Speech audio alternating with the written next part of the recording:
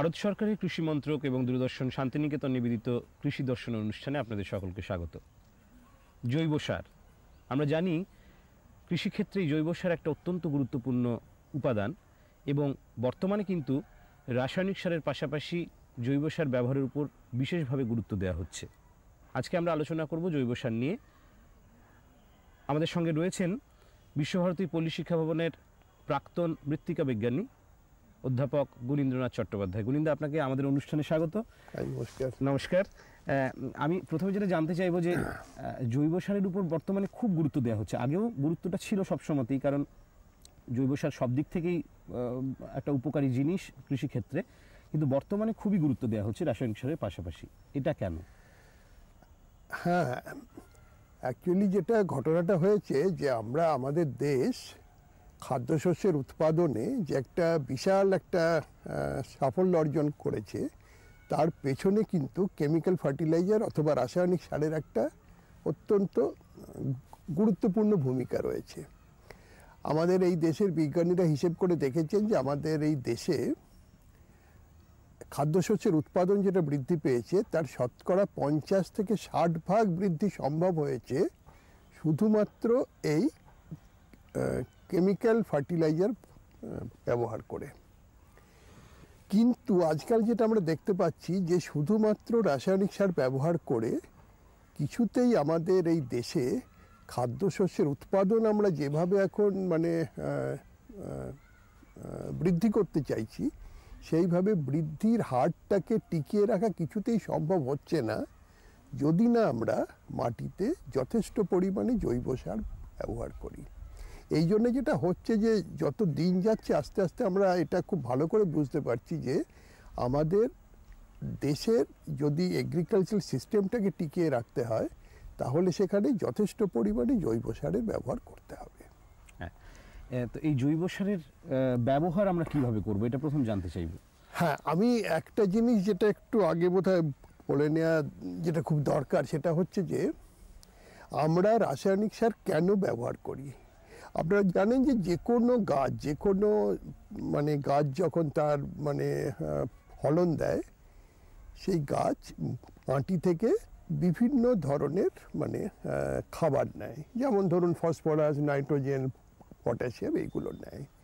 আমরা যে জমিতে যে কেমিক্যাল ফার্টিলাইজার অথবা যেটা আমরা আর কি রাসায়নিক সার হিসেবে যেটা ব্যবহার করি, সেগুলো এই গাছের খাদ্যগুলোকে একদম সরাসরি সরবরাহ করে। কিন্তু কোনো জমিতে কোনো গাছের ফলন কীরকমভাবে হবে, সেটা তো শুধু মাটিতে কতটা গাছের খাবার আছে সেইটার উপরেই তো নির্ভরশীল নয়। এর ওপরে অনেকগুলো আরও কারণ আছে। যেমন ধরুন, কোনো মাটির জমি যদি ক্ষারীয় হয়, অম্ল থাকে, কোনো মাটি যদি খুব শক্ত হয়ে যায়, ঝুরঝুরে না হয়ে যায়, কোনো জমিতে যদি নানা ধরনের উপকারী জীবাণু যদি খুব কম থাকে, এই সমস্ত যদি ব্যাপারগুলো থাকে, সেক্ষেত্রে কিন্তু শুধুমাত্র রাসায়নিক সার যদি আমরা ব্যবহার করি, তাতে ঠিকমতো ফল আসে না। এবং কি হয়, যদি মাটি যদি ভালো না থাকে, তাহলে কিন্তু এই যে রাসায়নিক সারগুলো আমরা জমিতে ব্যবহার করছি, সেই রাসায়নিক সারগুলোও কিন্তু ভালোভাবে কাজ করতে পারে না। এইখানেই জৈব সারের একটা অত্যন্ত গুরুত্বপূর্ণ একটা ভূমিকা রয়েছে। যে জৈব সার শুধু যে মাটিকে এই বিভিন্ন ধরনের এই গাছের খাদ্যগুলো যে সরবরাহ করে তাই নয়, তার সঙ্গে এই মাটিটাকে ভালো রাখতে অনেকখানি এরা মাটির স্বাস্থ্য যেটা আমরা আজকাল বলছি, মাটির স্বাস্থ্যটাকে টিকিয়ে রাখতে জৈব সার একটা অত্যন্ত গুরুত্বপূর্ণ ভূমিকা নেয়। এবং তার সঙ্গে কোনো রাসায়নিক সার যখন আমরা জমিতে ব্যবহার করছি, রাসায়নিক সারের যে কার্যক্ষমতা, সেই কার্যক্ষমতাটাকেও অনেকটা বৃদ্ধি করতে সাহায্য করে। অনেকগুলো দিক দিয়ে যেহেতু জৈব সার যেহেতু কাজ করে, সেই জন্য জমিতে আমরা জৈব সার ব্যবহার করলে গাছের ফসল ফলানোর ক্ষমতাটাকে যেমন বহুদিন আমরা একটা ভালো অবস্থাতে আমরা টিকিয়ে নিয়ে যেতে পারছি, সেই সঙ্গে আরেকটা যেটা হচ্ছে যে রাসায়নিক সারের কাজ করার যে ক্ষমতা, সেই ক্ষমতাটাকেও আমরা অনেকটা বাড়িয়ে নিতে পারছি।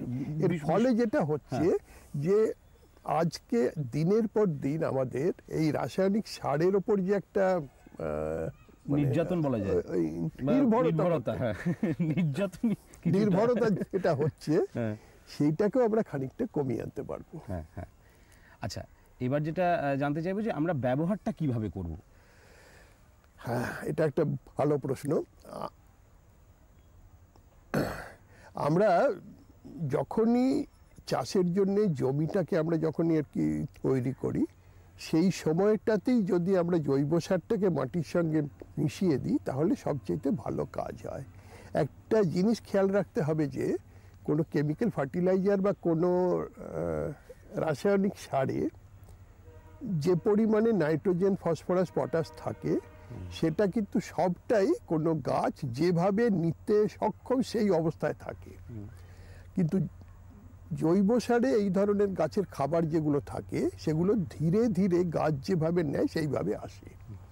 ফলে জৈব সার মাটিতে ব্যবহার করলে সেটা ধীরে ধীরে গাছ যেভাবে নিতে পারবে সেই অবস্থাতে যাতে আসতে পারে তাকে কিছুটা সময় দিতে হয়।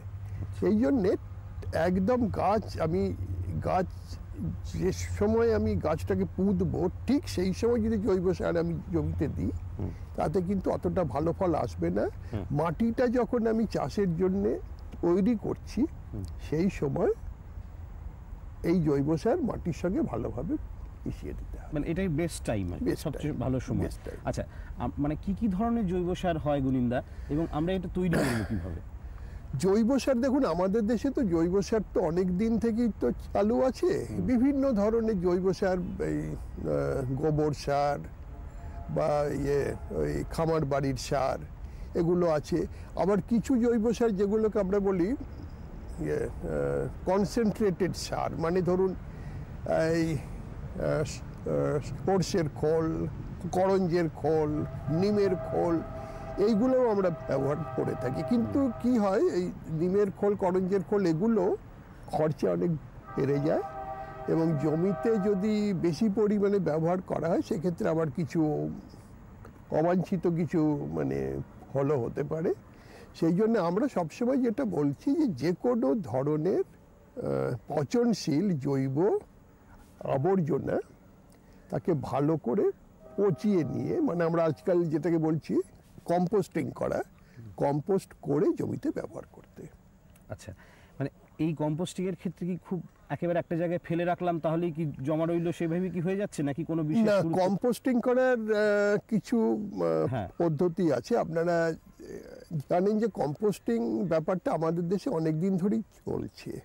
আগেকার দিনে যেটা অনেক মানে চাষি ভাই করতেন, যে একটা জায়গাতে প্রায় 5 ফুট 6 ফুট মতো মাটি খুঁড়ে তার মধ্যে 1 লেয়ার গোবর, 1 লেয়ার খড় এইভাবে দিয়ে দিয়ে পুরো গর্তটাকে একদম ভর্তি করে 5 মাস 6 মাস মতো এটাকে আর কি রেখে দেয়া হতো। তারপরে সেই জায়গাটায় প্রায় 5-6 মাস পর সেটাকে খুলে উঠিয়ে এনে আবার এটাকে আর কি জৈব সার হিসেবে দেওয়া হতো। কম্পোস্ট সার করার যে মানে মুখ্য উদ্দেশ্য সেটা হচ্ছে যে কোনো জৈব আবর্জনাকে ভালো করে পচিয়ে নেওয়া, এবং এইভাবেই কম্পোস্টিংটা করা হয়। কিন্তু আজকাল যেটা হচ্ছে, আজকাল যারা চাষ করছেন তাদের হাতে সময় এত কম যে তারা ওইভাবে ওই মাটি খুঁড়ে গর্ত করে 5-6 মাস জিনিসটাকে রেখে দিয়ে তারপর উঠিয়ে অত ঝামেলা ওনারা নিতে পারছেন না। কাজে এখন চেষ্টা চলছে যে খুব কম সময়ে খুব ভালো জাতের কম্পোস্ট কিভাবে তৈরি করা যায় এর ওপরে। এক্ষেত্রে ইদানিংকালে আপনারা জানেন কিছু বিশেষ জাতের কেঁচো দিয়ে কিছু জৈব সার করা হচ্ছে, যেটাকে বলা হচ্ছে, ইংরেজিতে বলে ভার্মি কম্পোস্ট, কেঁচো সার, বাংলাতে বলা হচ্ছে কেঁচো সার। এইটা আজকাল দ্রুত জনপ্রিয় হয়ে উঠছে। সেটা আমরা কিভাবে, মানে কেঁচো সার সম্পর্কে একটু যদি আরেকটু যদি বলেন। হ্যাঁ, কেঁচো সারটা কিছু বিশেষ ধরনের কেঁচো আছে জানেন। কেঁচো তো আপনারা জানেন যে মাটি খুঁড়লি কেঁচো পাওয়া যায়, কিন্তু যে জাতের কেঁচো দিয়ে ভার্মি কম্পোস্ট করা হয় সেই জাতের কেঁচোগুলো একটুখানি অন্য ধরনের। এই কেঁচোগুলো মাটির ভেতরে ঢোকে না, এরা কিন্তু মাটি খায় না, এরা ওই মাটির ওপরে বিভিন্ন ধরনের জৈব আবর্জনা যেগুলো থাকে সেইগুলোই হচ্ছে এদের মূল খাদ্য। এবং এরা প্রচুর পরিমাণে খেতে পারে, মানে একটা কেঁচো তার দেহের যা ওজন এক এক দিনে তার প্রায় 2 গুণ 3 গুণ খাবার খেয়ে নেয়। যে খাবারটা খায় তার প্রায় শতকরা প্রায় মানে 90% সে নিজেদের দেহ থেকে বর্জ্য আকারে বের করে দেয়। এই যেটাও শরীর থেকে বেরিয়ে এলো সেইটার মধ্যে কেঁচোর পেটের মধ্যে বিভিন্ন ধরনের উপকারী জীবাণু থাকে। ওই জীবাণুগুলো ওই খাবারটাকে ভেঙে দিয়ে যে সারটা বানিয়ে দেয় সেটা কি বলা হচ্ছে ভার্মি কম্পোস্ট বা কেঁচো সার। আচ্ছা, এখন যেটা হচ্ছে যে যেহেতু এই কেঁচোগুলো মাটির নিচে ঢোকে না, আমরা যখনই এই কেঁচোগুলোকে ব্যবহার করে ভার্মি কম্পোস্ট বা কেঁচো সার করতে চাইবো তখন আমরা এমন জায়গাতে আমরা কম্পোস্টিংটা করব যেটা যেন মাটির নিচে না হয়। আচ্ছা, কেননা মাটির নিচে হলে কেঁচোগুলো ভেতরে গিয়ে কিন্তু থাকবে না, সবসময় চেষ্টা করতে হবে যে মাটির ওপরে হবে। আর একটা জিনিস মনে রাখতে হবে যে কেঁচোর শরীরে শতকরা 90% হচ্ছে জল। সেই জন্যে যখন কম্পোস্ট করব যে সমস্ত জৈব আবর্জনাগুলোকে নিয়ে আমি এই কেঁচো সার তৈরি করব সবসময় একটু ভিজে স্যাঁতসেঁতে অবস্থায় রাখতে হবে। যদি একদম শুকিয়ে যায় সেক্ষেত্রে কিন্তু কেঁচো তার মধ্যে থাকবে না। আবার যদি জল খুব বেশি হয়ে যায় সেক্ষেত্রেও কিন্তু অসুবিধা হবে। ফলে একটু ভিজে স্যাঁতসেঁতে অবস্থায় রাখতে হবে। যে কোনো জৈব আবর্জনা, নানা ধরনের জৈব আবর্জনা, ধরুন শুকনো খড়, শুকনো পাতা, সবুজ পাতা, যে কোনো জৈব আবর্জনা কিছুটা কাঁচা গোবর দিয়ে মিশিয়ে একটু ভিজিয়ে কিছুদিন থেকে রেখে দিতে হবে। তারপরে ওই যে বিশেষ ধরনের কেঁচোগুলো বললাম সেইগুলো তার মধ্যে ছাড়তে হবে। একটু যেটা বললাম যে ভিজে অবস্থা একটু রাখতে হবে, আর 8-10 দিন অন্তর অন্তর পুরো জিনিসটাকে একটু উল্টে পাল্টে দিতে হবে। আর কিচ্ছু এই মোটামুটি। আচ্ছা, একদম। আমরা তো জৈব সার নিয়ে জানলাম, কিন্তু এখানে একটা জিনিস আমি শুধু জাস্ট শেষে আমার প্রশ্ন একটা, সেটা হচ্ছে যে এখন অর্গানিক ফুড মানে একটা সাংঘাতিক ব্যাপার, আমরা প্রচুর দাম দিয়ে কিনি একেবারে জৈব পদ্ধতি তৈরি খাবার। তো সেটার কি কোনো তারতম্য থাকছে, তফাৎ থাকছে কোনো? তারতম্য মানে যেটা হচ্ছে যে এমনিতে ধরুন গাছ কিন্তু যে খাবারটা মাটি থেকে নেয় তারা কিন্তু জৈব অবস্থাতে কোনো খাবার নেয় না, এই জিনিসটা খুব ভালো করে মনে রাখতে হবে। তারা কিন্তু ওই কেমিক্যাল মানে অর্থাৎ আর কি রাসায়নিক অবস্থাতেই কিন্তু গাছ তারা খাবারটা নেয়। এবং জৈব পদার্থ আমরা যখন মাটিতে দিই, জৈব পদার্থটা ভেঙে গাছের খাবারগুলো যখন সেটা রাসায়নিক ফর্মে চলে আসে, আচ্ছা, সেই সময় গাছ কিন্তু ওটাকে নিতে পারে। আচ্ছা, বুঝতে পেরেছি। ফলে গাছের খাবার হিসেবে কেমিক্যাল ফার্টিলাইজার থেকে খাবারটা এলো অথবা জৈব সার থেকে এলো, তার মধ্যে কিন্তু পার্থক্য খুব একটা হয় না। আচ্ছা, যেটা পার্থক্য হয় সেটা হচ্ছে গাছ প্রায় 16-17 রকমের খাবার মাটি থেকে নেয়। আমরা যখন কোনো কেমিক্যাল ফার্টিলাইজার ব্যবহার করি আমরা মূলত নাইট্রোজেন, ফসফরাস এবং পটাশ এই 3টে সার আমরা জমিতে দিই। অন্য গাছের খাবারগুলো সবসময় গাছ ঠিকমতো হয়তো নাও পেতে পারে, যার জন্যে গাছের সব খাবারগুলো না পেলে গাছের মানে স্বাস্থ্য অথবা নিউট্রিশনে একটুখানি চেঞ্জ হতে পারে। এছাড়া কিন্তু রাসায়নিক সার আর জৈব সারের মধ্যে খাদ্যগত বা গুণগত কোনো পরিবর্তন হওয়ার কথা নয়। যেটা হয় সেটা হচ্ছে যে শুধুমাত্র রাসায়নিক সার ব্যবহার করলে অনেক সময় দেখা যায় যে গাছের মধ্যে নানা ধরনের অসুখ বিসুখটা বেশি হয়। অসুখ বিসুখটা বেশি হওয়া মানেই হচ্ছে আমরা জমিতে আরো বেশি পরিমাণে নানা ধরনের ওষুধপত্র দিচ্ছি, কীটনাশক দিচ্ছি। এই কীটনাশকগুলো গাছের মধ্যে থেকে যায় সেইটার একটা ক্ষতি হতে পারে। তাছাড়া কিন্তু গুণগত মানে যে খুব একটা তারতম্য হবে সেটা। গুরিন্দা, অনেক ধন্যবাদ আজকে আমাদের এই আলোচনায় অংশগ্রহণ করার জন্য। জৈব সারের গুরুত্ব নিয়ে নতুন করে কিছু বলার নেই। শুধুমাত্র কিন্তু ফসলের মান উন্নয়ন নয়, তার সাথে সাথে মাটির স্বাস্থ্যও কিন্তু বজায় রাখছে এই জৈব সার। কাজেই রাসায়নিক সারের পাশাপাশি জৈব সারের ব্যবহার কিন্তু অত্যন্ত একটি গুরুত্বপূর্ণ বিষয়। এই নাও আর কিছু। বাস। আরে এটা কি ভাই, এতটুকু রাসায়নিক সার? কৃষিকাজ ছাড়ছো কি? কৃষিকাজ নয়, বোকামি ছাড়ছি। মাটির পরীক্ষা করিয়েছি।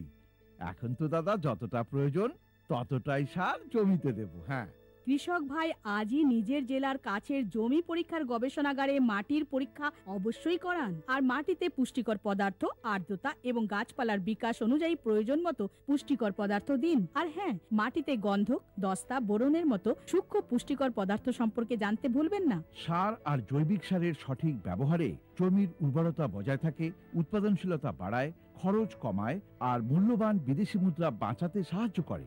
আর হ্যাঁ, ধীরে ধীরে নাইট্রোজেন সরবরাহকারী সার যেমন নিমযুক্ত ইউরিয়াকে অগ্রাধিকার দিন আর ইউরিয়া পাতার উপর ছড়িয়ে দিন। আরে বাহ, তুই তো সত্যি বুদ্ধিমান হয়ে গেছিস রে।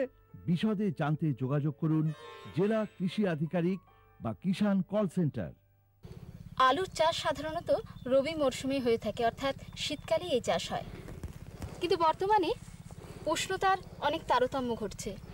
কখনো শীত ভালো রকমই আছে, আবার কখনো কখনো দিনের বেলায় যে উষ্ণতা সেটা স্বাভাবিকের থেকে খানিকটা বেশি, অর্থাৎ উষ্ণতার এই তারতম্য ঘটছে। কিন্তু এই তারতম্যের ফলে চাষের ক্ষেত্রেও কিছু সুবিধা কিছু অসুবিধার সৃষ্টি হতে পারে। আমাদের সঙ্গে আছেন বাঁকুড়া জেলার সহ কৃষি অধিকর্তা শস্য রক্ষা শ্রী সাগর বন্দ্যোপাধ্যায়। বিশেষজ্ঞের কাছ থেকে আমরা জেনে নেব এই যে উষ্ণতার হেরফের হচ্ছে, এতে আলু চাষের উপর কি প্রভাব পড়ছে। উষ্ণতার তারতম্যর যে বিষয়টি সেটি এখন আন্তর্জাতিক পর্যায়ের একটি আলোচ্য বিষয়, এবং যে এনভায়রনমেন্টাল হিটিং এবং এর কৃষিক্ষেত্রে এর প্রভাব, এ নিয়ে ব্যাপক কাজ হচ্ছে। আলুর যে ফসলটি, এটা কিন্তু তার বাইরে নয়।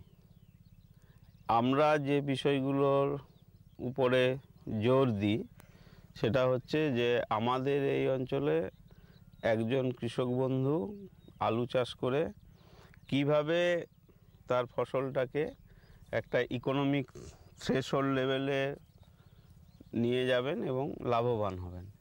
তো এখানে আমাদের দু ধরনের আলু কৃষক বন্ধুরা চাষ করেন। একটা হচ্ছে আর্লি পটাটো টেবিল পারপাস, অর্থাৎ কৃষক বন্ধু সরাসরি ওঠাবেন এবং মার্কেটে নিয়ে আসবেন পুরানো যে আলু সেটা শেষ হয়ে যাওয়ার আগে আগে। সেই দুটো জাত সাধারণত আমাদের এখানে চাষ হয়। একটা পোগরাজ হয় আর একটা K22 বলে একটা ভ্যারাইটি আছে, কিছু কিছু তালডাংরা, সিমলাপাল এইসব ব্লকের ইয়েতে চাষ হয়। আর যেটা পোগরাজ সেটা জেলায় ম্যাক্সিমাম জায়গাতেই চাষ হয় আর্লি পটাটো হিসাবে। সাইজ এদের বাল্কিং যেটা হ্যাবিট সেটা অনেক বেশি, এবং 50 থেকে 60 দিনের মধ্যে প্রায় 250 গ্রাম থেকে শুরু করে 500 গ্রামও হয়, এবং অ্যাভারেজ সাইজ 1-150 গ্রামের আলু কৃষক বন্ধু পান।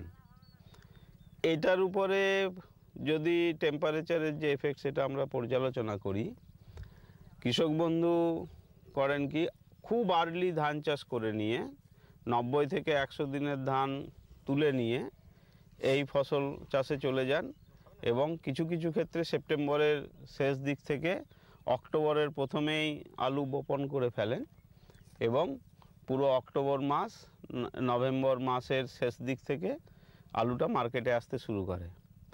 যে যত আর্লি আনতে পারবেন তার তত দাম পাবেন। এবং এক্ষেত্রে কৃষক বন্ধু যেটা বাল্কিং পোটেনশিয়ালিটি অফ প্ল্যান্ট, অর্থাৎ একটা আলু গাছ যেখানে একটা আলুকে প্রায় 300-400 পর্যন্ত বাল্কিংয়ে নিয়ে যেতে পারতো, সেটাকে 100 গ্রাম কি 150 গ্রামে স্যাক্রিফাইস করেন, অর্থাৎ দাম বেশি পাওয়ার জন্য ফলনটাকে স্যাক্রিফাইস করেন। এইভাবে কৃষক বন্ধু একটা ব্যালেন্স করেন। এই ফসলটার উপরে আমরা দেখেছি যে যদি মেঘ করে বা যে কোনো কারণে হঠাৎ করে টেম্পারেচারের একটা ব্যাপক রদবদল ঘটে যায়, অর্থাৎ ওই সময়টায় আমাদের এই মানে নভেম্বর মাস জুড়ে আমাদের জেলায় যেটা উষ্ণতম যে পরিস্থিতিটা থাকে, আপার টেম্পারেচার লিমিটটা থাকে 25-26 এই রেঞ্জে, এবং লোয়ার টেম্পারেচারটা থাকে মোটামুটি আমরা এক্সপেক্ট করি 12-13। এই যেটা লোয়েস্ট টেম্পারেচারের লেভেলটা যদি দিন 7 ধরে 16-17-তে পৌঁছে যায়, তাহলে কিন্তু এটা আলুর যেটা বাল্কিং পোটেনশিয়ালিটিকে মারাত্মকভাবে হ্যাম্পার্ড করে। অর্থাৎ একজন কৃষক বন্ধু যদি ভাবছিলেন অক্টোবরের শেষের দিকে উনি ইল্ড স্যাক্রিফাইস করে অ্যাভারেজ 150 গ্রাম সাইজের আলু বাজারে নিয়ে আসবেন, সেটাই কিন্তু তখন 50 থেকে 100 গ্রামের মধ্যে দাঁড়িয়ে যায়। ফলে এইটা একটা ব্যাপক মার খায়। আর সেই সময়টায় যদি আপনার এই টেম্পারেচারটা যদি 12 জায়গায় 17-তে পৌঁছে যায়, তখন আমরা দেখেছি যে আর্লি পটাটোতে কৃষক বন্ধুকে সাধারণতভাবে মানে কোনো প্ল্যান্ট প্রোটেকশনের কেমিক্যাল, অর্থাৎ আর্লি ব্লাইট এবং লেট ব্লাইট, যেটা মেন আমাদের এখানে পটাটোর ডিজিজ, সেটা আসে না আর্লি ব্লাইটের ক্ষেত্রে। অর্থাৎ যেটা পোগরাজ এবং K22 গ্রুপের আলু কৃষক বন্ধু সরাসরি বাজারজাত করবেন, স্টোরে রাখবেন না, এটার ক্ষেত্রে কিন্তু কৃষক বন্ধু ধরেই নেন যে তার ফার্টিলাইজারের খরচা হবে এবং ম্যানেজমেন্ট খরচা হবে। প্ল্যান্ট প্রোটেকশন সাইজের যেটা মোটামুটি বিঘা প্রতি 1,500 থেকে 2,000 টাকার খরচা, সেটা কৃষক বন্ধু অ্যাভয়েড করতে পারবেন। কিন্তু টেম্পারেচার যদি 13 জায়গায় 16-17-তে দাঁড়িয়ে যায় এবং একটু কুয়াশাচ্ছন্ন পরিস্থিতি হয়ে যায়, তখন কিন্তু আর্লি পটাটোতেও লেট ব্লাইটের একটা ব্যাপক মানে প্রবণতা দেখা যায় এবং কৃষক বন্ধুকে তখন কিন্তু মানে ম্যানকোজেব মেটালাক্সিলের কম্বিনেশন, সাইমোক্সালিন ম্যানকোজেবের কম্বিনেশন, ফেনামিডন ম্যানকোজেবের কম্বিনেশন দিতে হয়। এইটা যদি দিতে হয় তখন কৃষক বন্ধুর লাভটা কিন্তু বিঘা প্রতি এক ধাক্কায় 1,500 থেকে 2,000 টাকা কমে যাবে। এই একটা ব্যাপক এফেক্ট দেখা যায়। আর আরেকটা যেটা আমাদের দিকে আলু চাষ হয়, সেটা লং পিরিয়ড ধরে হয়। কৃষক বন্ধু একটু লেটে লাগান, হয়তো অক্টোবরের দিকে লাগালেন। অনেক সময় এই আলুর যেটা সোয়িং আমাদের এই অঞ্চলে নভেম্বর পর্যন্ত গড়িয়ে যায়। সেটা সাধারণভাবে আমাদের জেলা জুড়ে জ্যোতি আলুটার চাষ হয় এবং এইটার ক্ষেত্রে আমরা দেখেছি যদি টেম্পারেচারের হেরফের খুব বেশি হয়ে যায়, তাহলে কিন্তু ব্যাপক ধসার আক্রমণ হয় এবং কৃষক বন্ধুর তখন তো আমরা কৃষক বন্ধুকে মানে উপায় থাকে না আমাদের, তখন বারবার অ্যান্টি যেটা লেড ব্লাইটের আছে মিক্সচার আছে, সেগুলো স্প্রে করে কৃষক বন্ধুর অনেকটাই অর্থনৈতিক খরচ হয়ে যায়। এবং একটা সময় হয় কি, আমরা কৃষক বন্ধুকে যে কোনোভাবে চেষ্টা করি যে আলুকে বেশি করে আর্দিং আপ করিয়ে, আসলে লেড ব্লাইটটা মেনলি আসে কিন্তু সয়েল বোর্ন ফাঙ্গাস হিসাবে। এবং সয়েল বোর্ন ফাঙ্গাসের একটা নিয়ম হচ্ছে যে যেটা ফাঙ্গাসটার যেটা স্প্রাউট, সেটাকে মাটি ভেদ করে আসতে বেশ কিছুটা সময় লাগে এবং কৃষক বন্ধুদেরকে আমরা একটা ইন্টারভেনশন এখানে অ্যাপ্লাই করাচ্ছি যে যেগুলো আলুতে আর্দিং আপ করানো, সেটাকে আমরা কৃষক বন্ধুকে একটু বেশি করে আর্দিং আপ করাচ্ছি। অর্থাৎ সাধারণভাবে কৃষক বন্ধু যদি 6 ইঞ্চি আর্দিং আপ করেছিল, আমরা সেটাকে বলছি 9 ইঞ্চি করো। এবং এতে আমরা দেখতে পাচ্ছি কি যে যেটা লেড ব্লাইটের কজাল ফাঙ্গাসের যেটা স্প্রাউট, সেগুলো ওই মানে মাটিটা ভেদ করে উঠে আসতে আরও 25 থেকে 30 দিন বেশি সময় নিচ্ছে। এবং এই যে 25 দিন থেকে 30 দিন সময়টা, তখন আমি কিন্তু আলুকে আমরা জ্যোতি আলুর ক্ষেত্রে দেখছি প্রায় 25-30 দিনের মাথায় লেড ব্লাইটের সিমটম চলে আসছে এবং যারা এই 9 ইঞ্চি মতো আর্দিং আপ করছে, এটাই তাদের ক্ষেত্রে আসছে 55-60 দিনে। এবং 55-60 দিন কিন্তু আলুর ক্ষেত্রে এই যে 25 দিন এক্সট্রা পাওয়া যাচ্ছে, এটা একটা আলুর বাল্কিং হ্যাবিটের পক্ষে একটা দারুণ সুসময় এবং আলুটা আমরা একটা নির্দিষ্ট গ্রোথে নিয়ে চলে যেতে পারছি। ফলে এই যে টেম্পারেচারের এফেক্ট, তার বিরুদ্ধে কিন্তু এগ্রিকালচারাল যেটা টেকনোলজিক্যাল ইন্টারভেনশন, সেটা কিন্তু থেমে নেই এবং আমরা নতুন নতুন ইন্টারভেনশন আনছি এবং চেষ্টা করছি যে একটা জায়গা থেকে চাষিকে অন্তত কিছুটা রিলিফ দিতে।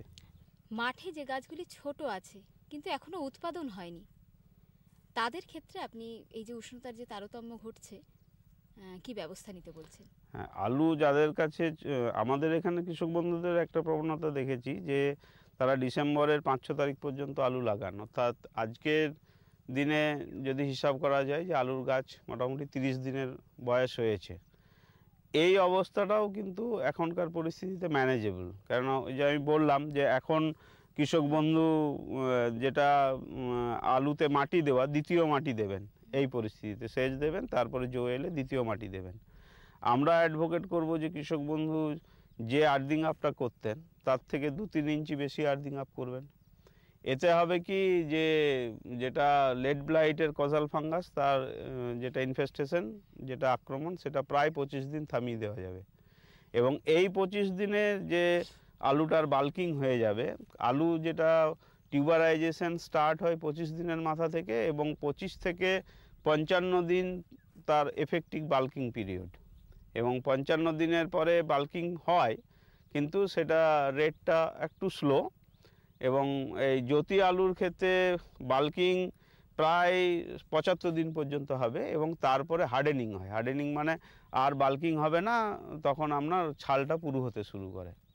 তো এই যে এখন কৃষক বন্ধু যে আর্দিং আপটা করবেন একটু উঁচু করে, এবং এই যে যদি আমরা লেড ব্লাইটের ইনফেস্টেশনটা 25 দিন থামিয়ে দিতে পারি, তাহলে কিন্তু কৃষক বন্ধু একটা ইকোনমিক ইল্ড পেয়ে যাবেন।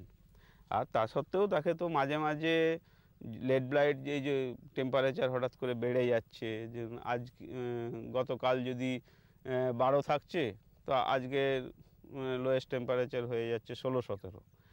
এই পরিস্থিতিটাকে অ্যান্টিসিপেট করে কৃষক বন্ধুকে কিন্তু মানে ব্লাইট আসার আগেই প্রিভেন্টিভ ওষুধ দিতে হবে। সেক্ষেত্রে প্রিভেন্টিভ ওষুধ হিসাবে কৃষক বন্ধু ম্যানকোজেব দেবেন, কপার অক্সিক্লোরাইড দেবেন, কপার হাইড্রোক্সাইড দেবেন, প্রিভেন্টিভ ওষুধ হিসাবে। কিউরেটিভ হিসাবে কখনোই নয় কিন্তু এই ওষুধগুলি। এই ওষুধগুলি দিলে এরা আলুর পাতার উপরে একটা কোটিং সৃষ্টি করে, এবং সেটা ফাঙ্গাসের যেটা ইনফেস্টেশন সেটাকে কিছুটা চেক করে। আর লেড ব্লাইট এসে গেলে একবার, তখন কিন্তু চাষি আর কপার অক্সিক্লোরাইড বা কপার হাইড্রোক্সাইড আর ইউজ করবেন না। তখন এখন ভালো ভালো কম্বিনেশনের ওষুধ এসছে, যেমন সাইমোক্সালিন ম্যানকোজেব এসছে, মেটালাক্সিল ম্যানকোজেব এসছে। এই ওষুধগুলি কৃষক বন্ধু 1.5 গ্রাম প্রতি লিটার জলে স্টিকার দিয়ে, লিটার প্রতি 1 ml করে স্টিকার দিয়ে ব্যবহার করবেন। এবং অবশ্যই 10 দিনের ইন্টারভেলে 2-3 বার স্প্রে করবেন। তাহলে কিন্তু মানে আমাদের যে জ্যোতি আলুর ক্ষেত্রে আমাদের এখানে গড় প্রোডাকশন কাঠায় 2 কুইন্টাল, এটা কৃষক বন্ধু পেয়ে যাবেন। মানে এবছর যে চাষ হয়েছে আলুর, আপনার কি মনে হয় এবছর কেমন চাষ হয়েছে? এবছর যে আলুর চাষ হয়েছে, এতে আমরা যেটা আর্লি আলু সেটা সেভ হয়ে গেছে। এখন মার্কেটে আপনার পোগরাজ এবং K22 যেটা আলু আসছে, তার বাল্কিং যথেষ্টই ভালো হয়েছে। এবং একটা নির্দিষ্ট সময়ে ডিসেম্বরের মাঝামাঝির পর থেকে এখনো পর্যন্ত বেশ ভালোই ঠান্ডা ছিল। এই জন্য কৃষক বন্ধুকে খুব বেশি একটা ফাঙ্গিসাইডাল ইয়েতে খরচা করতে হয়নি। আর এখনকার যেটা পরিস্থিতি, এখন কিন্তু ডে টেম্পারেচারটা একটু রাইজ করে যাচ্ছে। কৃষক বন্ধুকে খুব সতর্ক দৃষ্টি রাখতে হবে, এবং যেগুলো প্রিভেন্টিভ ওষুধ বললাম, ম্যানকোজেব এবং কপার হাইড্রোক্সাইড, কপার অক্সিক্লোরাইডস মাঝে মাঝে স্প্রে করতে হবে। আর আলুর ধসা দেখা দিলে তো অবশ্যই কিউরেটিভ যেগুলো আছে, সাইমোক্সালিন ম্যানকোজেব, তারপরে মেটালাক্সিল ম্যানকোজেব, এগুলোর কম্বিনেশন স্প্রে করতে হবে। ধন্যবাদ আপনাকে। আমরা বিশেষজ্ঞের কাছ থেকে জেনে নিলাম আলু চাষের বিভিন্ন কথা, কিভাবে জমি তৈরি করতে হয়, কিভাবে সার প্রয়োগ করতে হয়, কচি গাছ কিভাবে পরিচর্যা করতে হয়, এবং এই যে উষ্ণতার হেরফের ঘটছে বর্তমানকালে, সেই অবস্থা হলে কিভাবে গাছকে রক্ষা করতে হয়, সমস্ত কথা। আশা করি এই সমস্ত তথ্যের মাধ্যমে আপনারা সকলেই উপকৃত হবেন।